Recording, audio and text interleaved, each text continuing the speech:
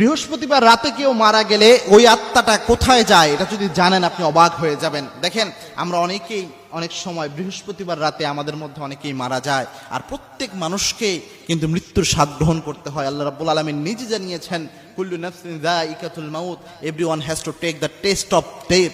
প্রত্যেক প্রাণীকেই মৃত্যুর স্বাদ গ্রহণ করতে হবে। তবে বৃহস্পতিবারে মৃত্যুবরণ করা, বৃহস্পতিবার রাতে আর অন্যান্য দিন মৃত্যুবরণ করা, এই দুইটা সমান নয়। আল্লাহর হাবিব সাল্লাল্লাহু আলাইহি ওয়াসাল্লাম নিজে জানিয়েছেন, মুসনাদে আহমদের হাদিস, মুসনাদে আহমদের 6546 নম্বর হাদিস, যে ব্যক্তি জুমার দিন ইন্তেকাল করে, জুমার রাতে ইন্তেকাল করে, ওই ব্যক্তির কবরে আল্লাহ রাব্বুল আলামিন কোনো আযাব দেওয়ায় না। ওই ব্যক্তির কবরের আযাব আল্লাহ রাব্বুল আলামিন নিজে মাফ করিয়ে দেয়। বৃহস্পতিবার রাত হচ্ছে জুমার দিনের রাত, কারণ আরবি মাস হিসেবে মাগরিবের পর থেকেই তারিখ পরিবর্তন হয়ে যায়, অর্থাৎ বৃহস্পতিবার দিন চলে যাওয়ার পরে